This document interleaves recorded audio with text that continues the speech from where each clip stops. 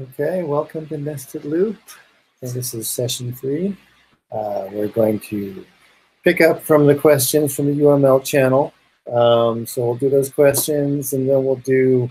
I read through 3 and 4 because Andrew bailed on me. So, and we'll cover what we can for that. So I'll go over and share the questions.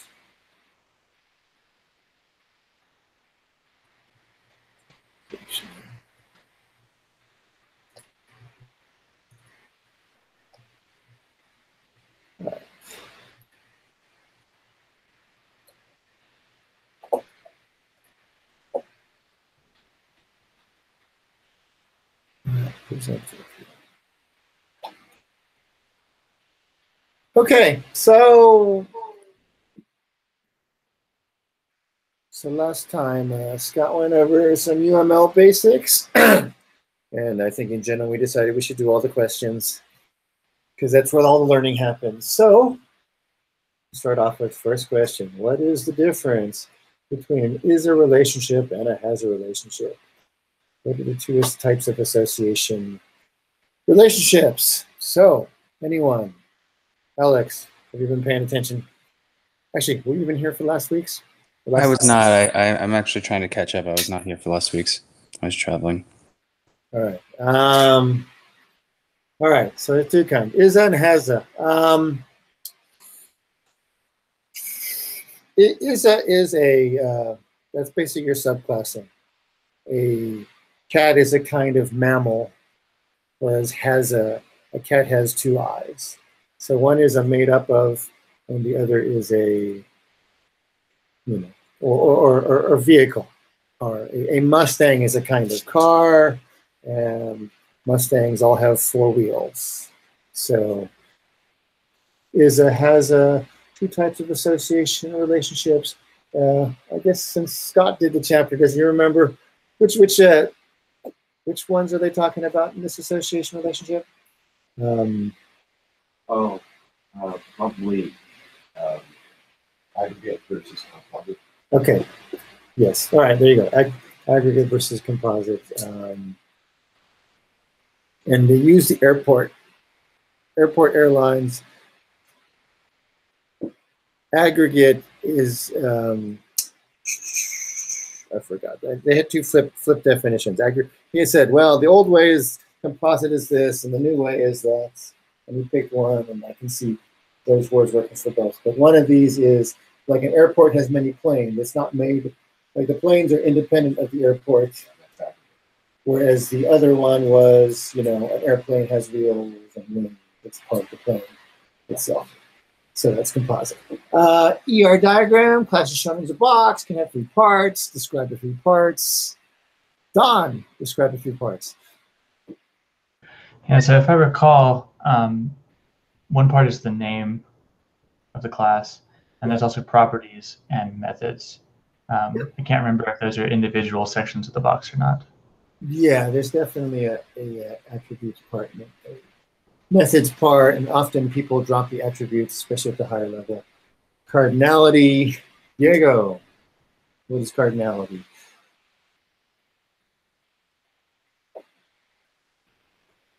Diego, who's muted and without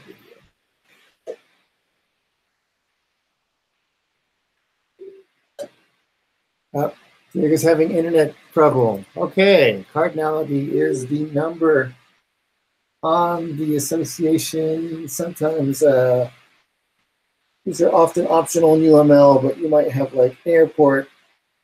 You have 1 airport, so on the left side we'll have the 1, and then we'll have many, which can be unbounded, or maybe there's a fixed limit. Let's say an airport can only hold 40, so up to 40. So it can be on both sides. It can have a range or a fixed limit, like for example, a normal car only has 4 wheels, and perhaps 1 spare. That would be a 1 to 4, whereas like the airport could have up to 40. What's the purpose of a sequence diagram? I know Brett was missing too, but I could ask him anyways because he knows sequence diagrams. Interactions. Yes, the interactions between objects and the order that they happen in. All right, give an example of ISA and the two things. I think we kind of did this. I don't want to draw these, but since we talked about, I could draw a car on one side, wheels on the other side. The little diamond arrows, the 1 to 4, and that's the composite. And then I could have an airport on the left and a plane, an aircraft possibly on the right. I have one airport on the left, and we'll say this one has up to 40. I forgot the diagram. It's probably like ... 40 or something like that, or 40 star. One of those things. That covers this. Sequence diagrams. Okay, 2.8 shows a sequence diagram. How many steps? How many objects are shown? So now I gotta go back.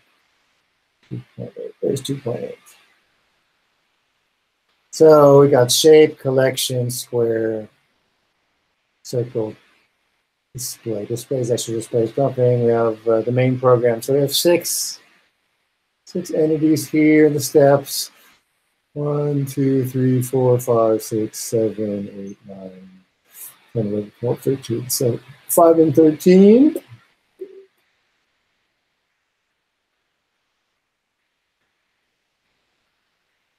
Okay, how many others shown? What there are.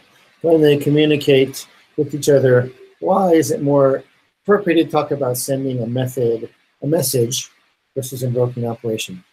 Anyone? Anyone? Ultimately, I think they're separating between conceptual and implementation. And a lot of his views were, well, how deep are you going to go?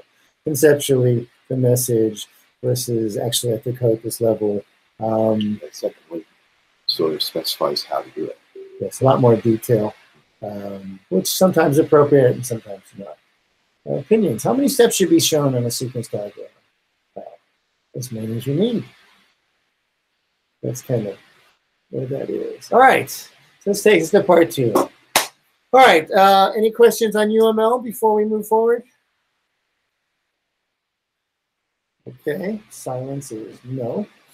So we'll go to this one. So part 2 is the limitations of traditional design, or maybe we should call it old school design. So there's 2 chapters in this part. He's got the chapter 3, where he describes the problem that needs flexible code. And he's going to talk about a CAD/CAM problem where the primary issue is extract information from the CAD/CAM to feed a analysis program, and ultimately the cutter thing there. And importantly, because the CAD/CAM system evolves, we need flexible code. And then he takes a first stab at an object-oriented solution. He calls out that he hadn't learned the essence of the principles of many design patterns, so he had a solution that over-relied on inheritance. Easy design worked, but too many special cases. Had significant problems, primarily difficult with maintenance and flexibility, which is exactly why you want these OO to avoid. And then he'll come back in chapter 4 in solving with patterns, and ultimately he creates a problem that is more easy to maintain and more flexible. And this, of course, is the goal that we all want to have. We want better maintenance and flexibility that we think OO will give us, but not always so easy. So why read this? It really calls out. It's a typical problem that results from the traditional approach to OO design, or the old school, or the pre-patterns principle version, and has taller than necessary inheritance hierarchies that have tight coupling and low cohesion. And as we've talked about before, in OO, we want the reverse. We want loose coupling and high cohesion. All right, so that brings us to chapter 3, the problem that cries out for flexible code. All right, so our basic problem is here. We have a CAD/CAM system. We want to extract information for a expert system. So I think the cool thing, and I call out real life example, is this is a real life problem where his initial approach was, kind of 101, and it didn't give the results he wanted. And ultimately, his learning kind of led a lot to this book, and at least his rewriting as well. So we're starting with, engineers use a CAD/CAM, computer-aided design, computer-aided modeling system to make drawings out of sheet metal parts. So here's an example of one of these parts, it's a piece of sheet metal. You can see various parts are cut out of this. So the task for him was you need a tool to extract information for the CAD/CAM system so it could be used with an expert system in a particular way. And it's, I call it flexibility is part of the requirements. Part of what this is the expert system is difficult to modify and would have a longer lifespan. Down here, he talks about what are expert systems. Expert systems are one of the tools originally used in AI. You've got expert rules, and a system makes decisions to accomplish these tasks. So you got to acquire and model the rules and then implement them. And the first step is harder than the other one. And so in this system here, the expert system is actually the expensive one. It's the one they're going to keep. It's going to do it. They're going to use multiple CAD/CAMs because the rules of how to cut metal, which he talks about below, that's the hard part. So his part has to be flexible. We have to go extract stuff to feed the expert system. So now we should go down to understanding vocabulary. First task of analysis is to understand the vocabulary used by the users and the experts in the problem domain. And I make a side caveat on this. This is a place where Ruby's DSL's really strong. I don't know if Rich Kilmer did a talk in earliest RubyConf about it, but his consulting company had a lot of success in modeling what he called DSL-driven development. Like he would sit down with his clients, and in a couple of days, he'd model their language. And then he'd come up really quickly with a Ruby DSL that was basically something suited to their language. And then them developing to the DSL built on these flexible systems that worked really, really well for him. And I did corner him, I think, at RailsConf, the first RailsConf, 2006, and I asked him about it in depth. And I found it. So it says I must have heard about that through some other talk, but it was something that's really strong. Advantage of Ruby. Okay, anyway, so now we have to define the domain here with the sheet metal cutting. So as shown in figure 3.1, if we look, sheet metal is cut to a particular size and shapes are cut out of it. Each one of these cutouts are called features. You can define a piece of sheet metal by how big it is and the features that are in it. So now we're going to go and talk a little bit about the types of features because these are the things that we have to address.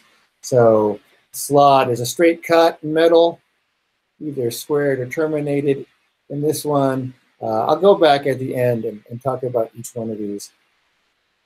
There's 3 slots in this one. One's vertical, one's horizontal. So you can orient them to any angle, but a slot is there. A hole. Holes are circles cut in the sheet metal, typically cut with drill bits. There's 2 in here. A cutout is a square with either squared or round edges, typically cut by a high-powered punch in the middle. 3 cutouts, and they're oriented here. Special is a preformed shape that are not slots, holes, or cutouts. In these cases, you have to make a special punch so that you can create these quickly. An electric outlet is a common special case, and there's a star there. And irregular is everything else. These are formed by using a combination of the other tools. So now I'll scroll up and we'll look at the picture. So you can see slot, slot, slot.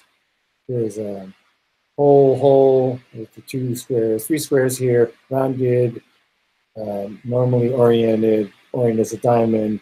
The special one was a star, and the irregular was this. You can sort of see some round and some not round things.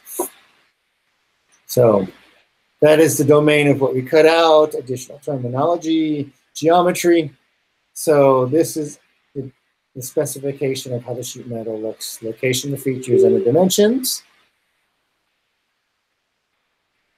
All right, the part is the piece of the sheet metal itself. You have to go to store the geometry of each of these parts.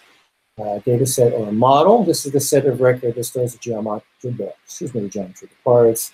An NC machine, NC set, numerically controlled machine. So a special manufacturing tool that cuts metal using a variety of cutting heads controlled by a program. So you can sort of see we're going to define these shapes. We want to optimize sheet metal by what pieces are on it.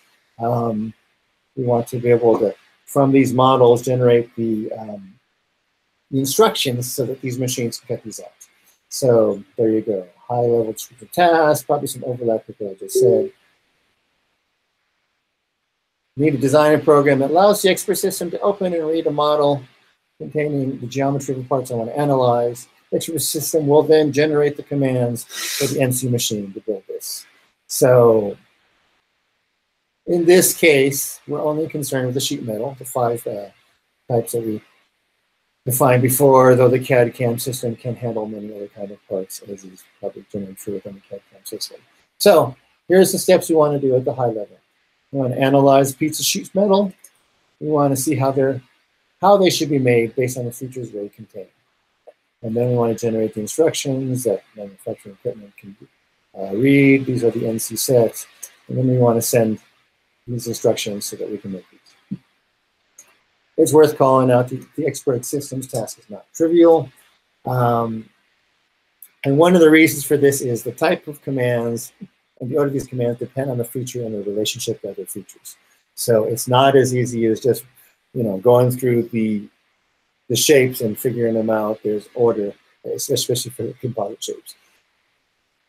So he gives you an example here, a cutout with 2 slots. So I want to make this shape on the left, this kind of square with a cross superimposed.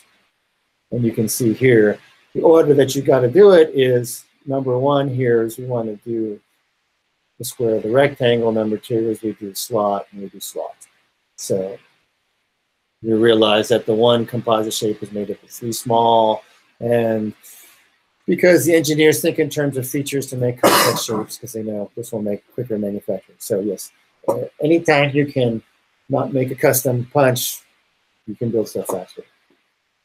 So as I told you earlier, order matters. Correct order was this one. Here's one that is incorrect. If I did vertical slot, horizontal slot, and then I do the cutout, he calls out here, the slots will have weakened the metal. So we have to apparently do the big thing before the small thing, so the metal is as strong as possible. So order matters. And of course, he shows again, cutout, vertical, horizontal. So fortunately, he doesn't have to work out the rules. Again, this is why the expert system is already in place. These rules, I guess metalworking have been in place for a while, and this has been developed, and this doesn't change. So what is the essential challenge?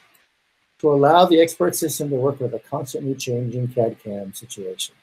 So we get this as a given. And he said, this is often the role in architecture and software, to isolate one part of the system, protecting it from a part that has high risk of change. I don't know if Al rewrote this section, but when he talks about general principles of design patterns, he definitely calls this out. You separate what changes from what doesn't change, and that makes it easy to isolate yourself from change. So in this particular situation, they had one version, the V1, and the V2 was coming out shortly. And even though the vendor made both, the same vendor made both, they're not compatible. And so this is his real life scenario.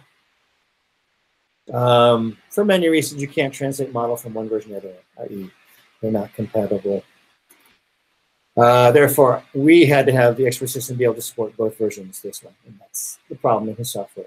Also, it's not just 2. He knew a 3rd version would be coming out not long. So they preserve investing in the investment in the expert system. They wanted one to handle that one. So here's his initial diagram. So we got the main program. It initializes an expert system. It initializes a geometry extractor. The expert system uses the geometry extractor, and the geometry extractor uses either the V1 or the V2 model and feature sets as appropriate. So again, I think it described what I just called out there. Uses the appropriate CAD-CAM, and the expert system wants to be able to use geometry extractor regardless of what system is there. And per this diagram, it says you don't need morphism anywhere except at the geometry extractor. And it's because the expert system already knows what type of features. The features are the same by the time it comes to it. So here is this high-level diagram. We have the main program. Here you can see there's an expert system here, which will have many models. We have the correct version of model so that the expert system can use it, and then we subclass the V1 model versus the V2 model.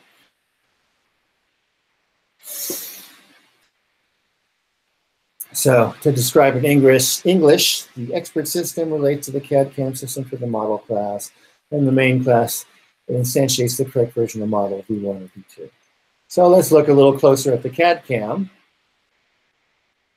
So now he describes CAD-CAM systems and how they work, and unfortunately they're very two beasts. So V1 is a collection of subroutine, and this should flash back to chapter 1 when we talked about functional decomposition, and if we recall the early examples there were responsibilities, one subroutine for that one, and not really the objects that have an OO. So to get info from a model, you have to make calls. So here's a typical example of CAD-CAM version 1.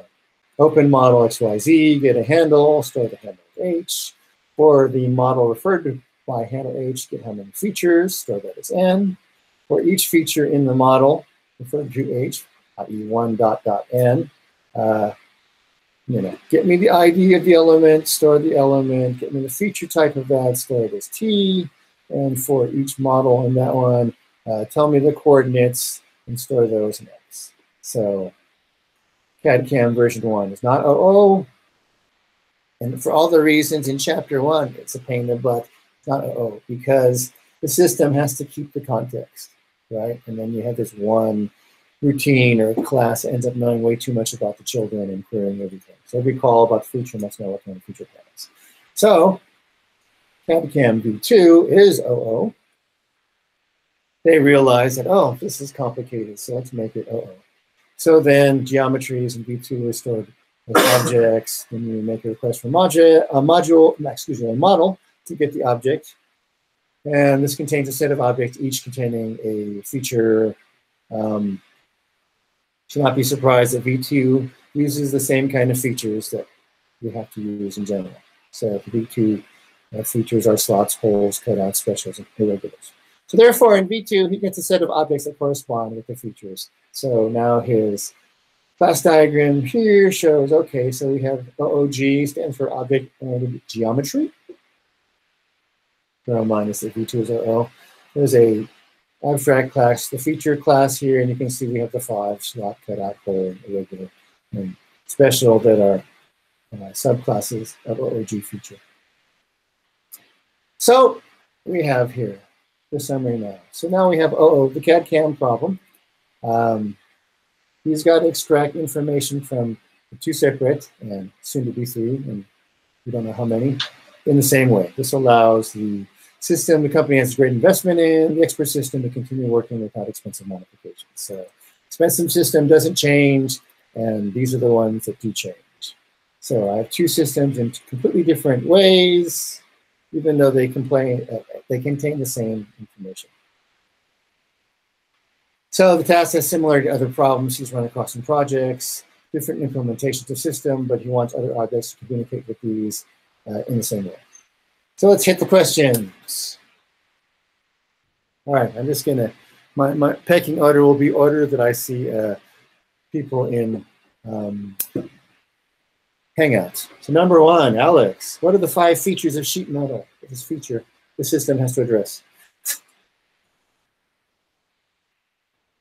Alex. Sorry, there was actually a rapid billboard request that I fully got back to on this. Yeah. If you're, I'll move down to Brett then. Hold on. All right, Brett.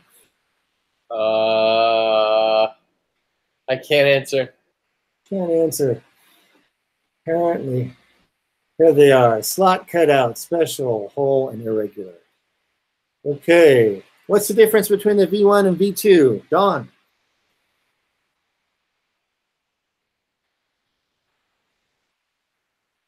Dawn. Sorry. I have to look back at the details a little bit. I know this one. All right. Diego, going to chime in? Well, the main difference is one is like object-oriented versus non-object-oriented, right? Yes. Uh, Yes. The V1 is all got to keep track of details and call methods, and the V2. right. You do a whole bunch of, I guess, switch cases, to figure out what it's gonna do. But I have to say, this is a very confusing chapter. Yeah. The way it's presented, in my mind. Okay. That's worth discussing. Let's talk about that at the end of the questions. All right. All right, Scott, what's the essential challenge of the CAD-CAM problem? It's to, in my mind, get a better object-oriented design, have your messages more common, and solve the problem with the disparities between CAD systems. Yes, so the CAD systems, for the previous question, are totally different, and we have one expert system that needs to use them. So, this question is, why is polymorphism needed at the geometry extractor level but not at the feature level? Who wants to answer that one? Well, I believe it's for future flexibility, right? So if you want to add some other object-oriented geometry, you can. Yes, that's why it's here, but why don't we need it at the feature level? There's actually a sentence he said. He said, oh, because the expert system doesn't change and it deals with features. So at its level, it only thinks about feature. Whereas the details at the extractor level is very different. All right, opinions application. Spend some time defining the CAD-CAM problem. Why did he do this? So we know what the hell you're talking about. Yeah, have vocabulary so you can contextualize. Did you find it useful or distraction? Well, of course, you need to know what it's talking about. Is it important to understand the user's terminology? For certain, once you're dealing with a customer who doesn't code, it seems that the easiest thing is to understand their language and model their language. What is the most effective method you found for recording user terminology? Good question. Some form of writing stuff there? And this is where I'm going to go back to Rich Gilmer and his DSLs. He when I was talking to him, when he would spend a couple of days with the client, he would start understanding the language, and in his mind, he'd be constructing the DSL as he understood it. So by the end of that one, he would have the DSL. So that's kind of cool because Rich basically defined a Ruby DSL language, just not just methods, but he came up with a language, which of course, in the guts, you'd have whatever amount of classes you would have. But he would define that one. So I would say, I always wanted to be able to do that after talking to him about it. Never really had exactly that opportunity. Jay Field also had some good talks about that. Another thought also. I would say, arguably, if you could do that, that would be the best. You could find a language, you have in code a language that can handle all their needs. That was also the cool thing about things. If you define their language right, you can handle anything a language can handle. Whereas typically, like in this CAD-CAM, we have these, we're calling out features, we're building methods for that. So you can only build what was put down. So that was a strength of the thing.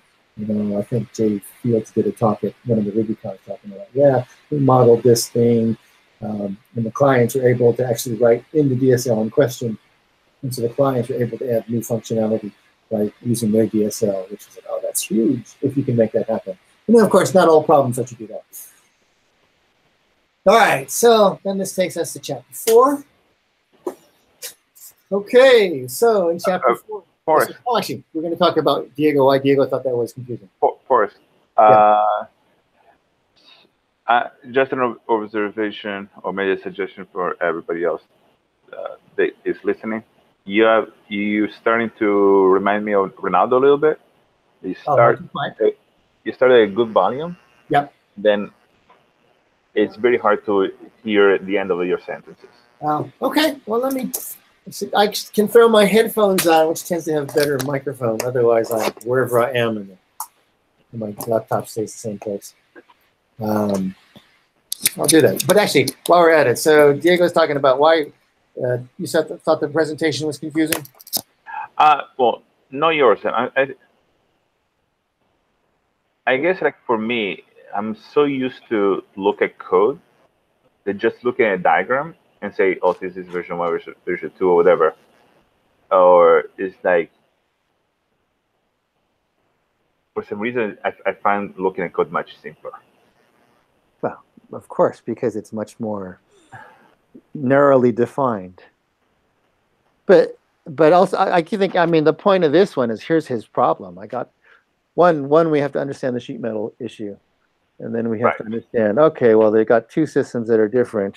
And actually, and the next section, he put some code, but he's just trying to define the problem. Whereas one, the structure here, like the OOG features, these match pretty much what we want to see. Whereas the first part, he definitely described, here, I got to run through this algorithm to figure out how to get basically all the information that's already in these guys. Right. All right, so that's the problem. We know something about sheet metal. We know V1 versus V2. So here's his initial solution. He says it's a reasonable first attempt. And ironically, I would say this is probably the final attempt for many people. His issue here is he's missing out the flexibility because, as we know, there's two versions already, and number 3 is coming out soon.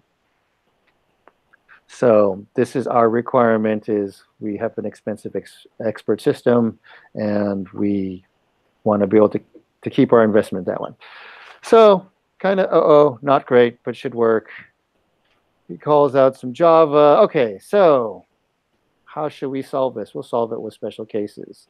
Subclass for each version, and I called out. This is kind of what I think people think of. Your first go-to 101 is, the subclass stuff, because that's what we think. All right, so he starts with this solution.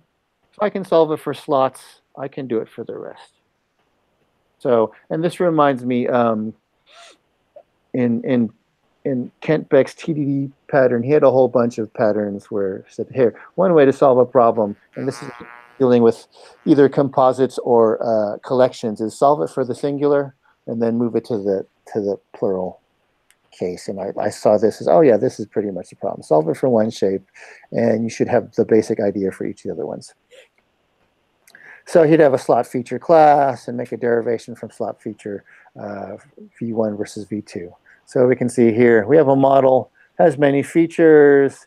The feature 4 slots is we have a subclass slot feature that derives from feature, and then we have V1 slot versus V2 slot.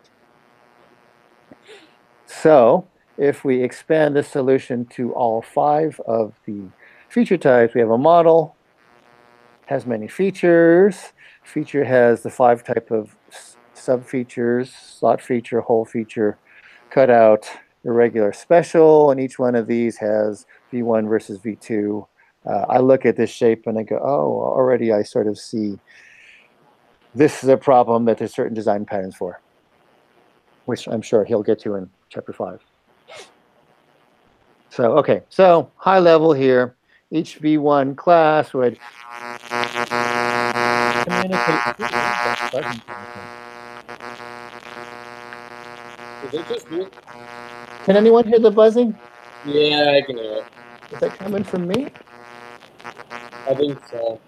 I don't know what that could be. I'm on the headphones. I'm getting like, okay. It was maybe me. Oh, okay. All right. So each one of these would correspond with the library. Each V2 class would correspond with the V2 model. So he wants to call in greater detail. So V1 slot would remember the model it's in. If you remember the call, I didn't need to know the model. I need the ID. It would store that information. Whenever a V1 slot got called, I would turn around and call the sequence of subroutines to get that one. Where V2 more easily would have a V2 slot object and basically pass the information through to the corresponding call there. So he's got another diagram here in a little more detail. And so we're looking here at how we can expand class diagrams to more detail as appropriate. So before we just had the classes, now we're going to include methods. So again, model has many features. We have cardinality. So we have one model, 0 to many features. You can see there's at the feature level, there's a feature type, get X location, get Y location. And then as we have our subclasses, each one of these have, besides those common features, slot has a length, hole has a diameter, cutout feature has get operations, regular feature has number segments like this one. So there's a specialization for these ones there. And you can see we have the derivation where the V1 slots connects to V1 system. And this is true for all the V1s. They all connect to this V1 system. It's not OO. Each one of the V2s holds the corresponding OOG version. So V2 slot has OOG slot. That's what there. So per Diego's comment about code is so much easier, he's going to give you some code fragments to give you an idea of how this would be implemented. So you can see we have a public class V1 model. It extends the model class. You can see we have model up here, right? He's got a little factory method here, build model, which takes the model name. You can see under the hood, we get a V1 model because this is, you know, and we open the model with the model name.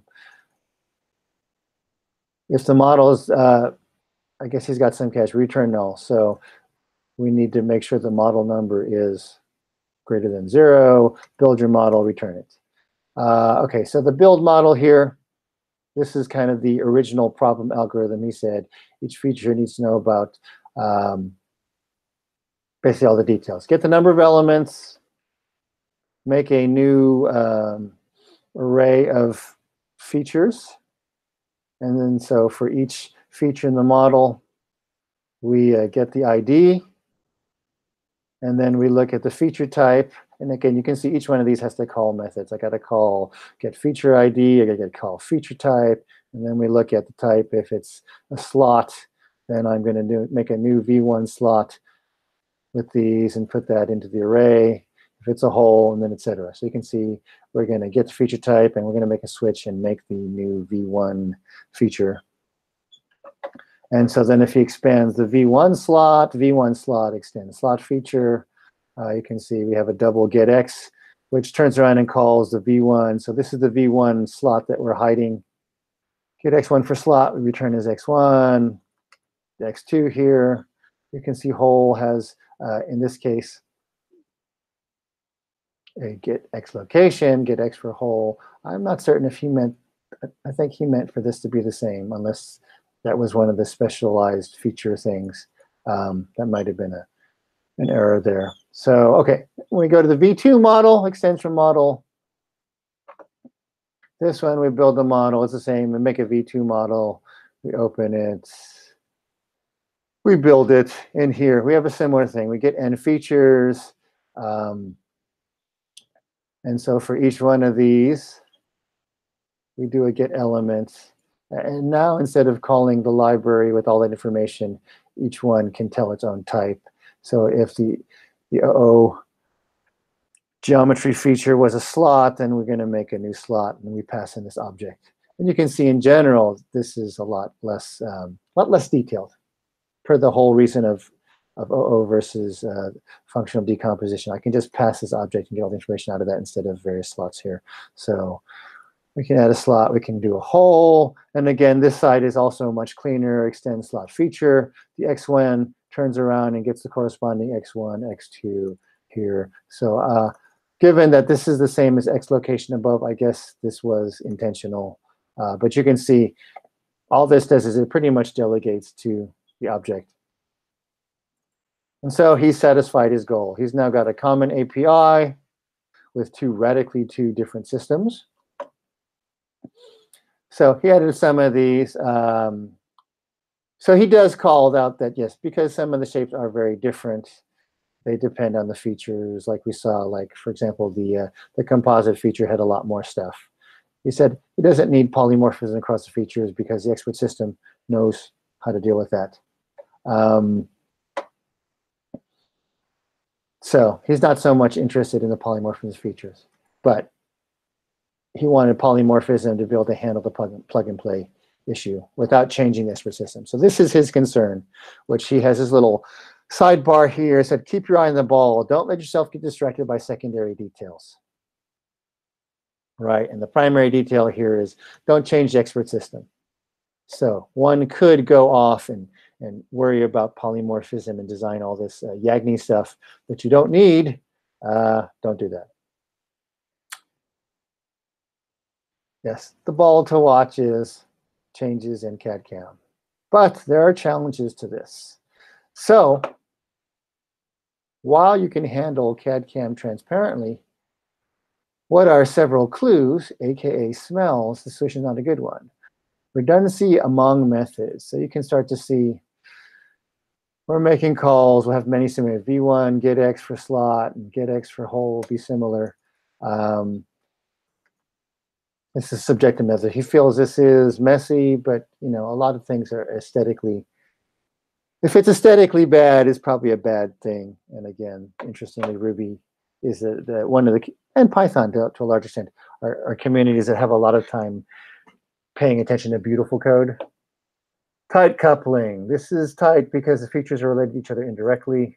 These features, the problem now is when they are coupled like that, you have to modify all these things if you have changes. So if CAD-CAM new system is required or modified, you have to change a lot of these features. Weak cohesion is the methods that perform core functions are scattered. So again, coupling and cohesion, keywords for OO. So his greatest concern from looking to the future, what happens when number 3 shows up, combinatorial. You can sort of see, you saw how it grew once he fleshed it out. So if we put a third one, we're going to grow that one. There's 5 types of features. Each feature has a pair of classes, one for each CAD-CAM system. He'll have groups of 3 and not groups of 2. He'll, instead of 15 classes, he'll have 15. So it just grows. He doesn't want to maintain this. Right now, he's handling 2. So that's the number. Third one is just going to get out of hand. So this happens to programmers a lot. Too much attention to details too early. So you can delve in too deep. And he's saying the general agile delay as long as you can to commit to details. In this case, his objective, a common API is there. He also had his responsibilities, but the price is creating special cases for everything. And when you have new special cases, you have to implement them, so maintenance.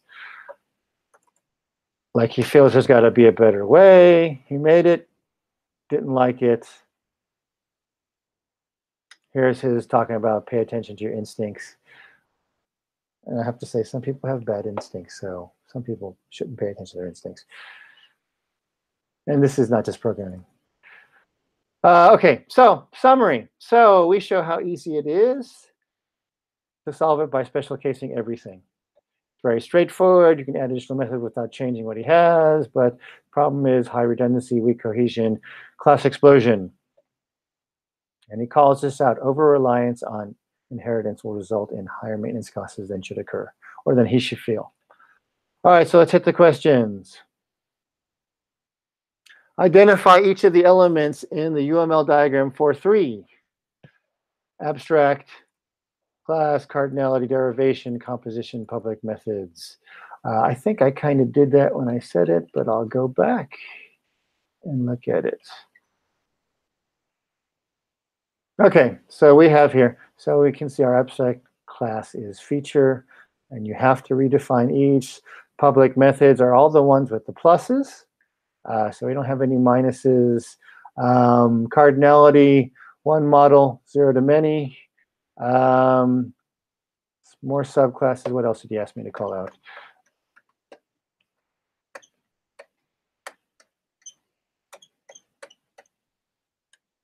Cardinal, so we derive, the subclass is derived, composition. Is there composition? He didn't show it, but the irregular method is made of multiple. Public method I did. So well, I think a composition like in the UML would be is composed of, right? So it will have like the black thingy? Yeah, so they don't actually have it here. Irregular feature can be made up of the other features. So it's not shown here, but if he expanded it, he could have had it there. Mm. And then there is, the slot uses the V1, all the V1 stuff uses a V1 system, and all the V2 stuff uses G slot. Right, composition. So that's there. So you're right. The V1 slot uses. It uses still part of composition? Actually, no. It's the two. It's composed. It has a V2 slot has an OOG slot. That is composition, even though it's only one. Yeah, but isn't the arrow supposed to be a uses? Right here, he does have a uses. Right. So it doesn't have a hazard. He doesn't. He could put a diamond, a black diamond star, a black diamond line also. I'm not sure about that. Yeah, you can have a one. I haven't done UML in too long. Yeah, well, ultimately, it's use UML in the way that explains the stuff that you need. Right. So we can get nitty-picky on it, but I don't know if it matters. So, okay. What is the essential ability to handle the different... What is required by the application? Oh, I think the basic ability is to read the models and get the information out. Right. First solution has 4 problems. Well, it's messy. A lot of copy of code and class explosion. Yeah. Lots of methods. Bad cohesion. They're spread around. Okay. A lot of tight coupling, right? Tight coupling. Yes. Yep. All right. Describe the first approach to solving the CAD/CAM problem. Was it reasonable first? It's the most intuitive one. So I think as the iteration one, it's appropriate, especially if you don't know the domain. As I mentioned before, when he drew the explosion, I go, oh, this is like textbook. I want to say it's the bridge. I want to say bridge is the pattern where this is textbook, the bridge. So if you don't know that it's a bridge, actually, you wouldn't necessarily know that it's calling for the bridge if you didn't draw the diagram. And I think if you'd actually coded it without drawing the diagram, you wouldn't even know that as much. So there's a beauty to the diagram where, in this case, you can look at how the classes are spelling out, and you can automatically recognize. And again, ultimately, this is like one of the strengths of design patterns. You look at the picture and go, oh my God, I already know what the shape is. So I completely think it was reasonable. I don't know if anyone has any, no, that's totally unreasonable. All right. Opinions. To lie as long as possible. I think we generally agree. If you don't know all the details or the structure, try to put it off. Yeah. Do I agree all the time? Probably no. No. Well, sometimes you know what the answer is. Sometimes you need to flesh in the details to figure things out. Yeah, like I sometimes flesh it out so that I can see the pattern. Yeah. All right. So one class was rejected because intuition told me it was not a good solution. Is this appropriate? I think people's instinct can be cultivated. Yes. Actually, and he said his intuition made the first solution. So you don't know. And some people have better instinct than other people, and people can develop their instinct. Is it appropriate? It can be. I think beginners don't necessarily have good instinct, and actually sometimes they have really bad instinct. And there you go. All right, so that covers all the questions. Do we have any discussion? We're a little early, but I did not read into chapter 5 and beyond, which you can see part 3 design patterns. This is where he's going to talk about intro, facade, adapter, expanding, strategy, bridge, abstract factory. All right, so that's where we're going. Any questions, comments?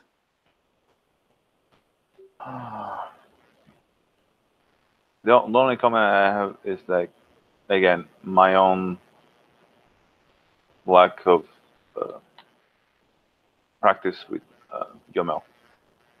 All right, well, we'll start doing. Well, where appropriate, it's useful. I think we use sequences more than we use class diagrams. I think I'll jot down just class diagrams when I'm trying to flesh out things that for the hierarchy. I used to do them, but the thing that I always struggle with, I guess, was to keep it at the same level of detail. Yeah. Well, sometimes I draw a picture. Sometimes I just kind of pseudocode it. So that's another high level. Which, and again, the beauty of Ruby is your pseudocode is pretty close to the real code. Right. So yeah, it depends. Some things I pseudocode. Some things I draw pictures. I think hierarchy. Something I kind of like that they don't call out. I like activity diagrams.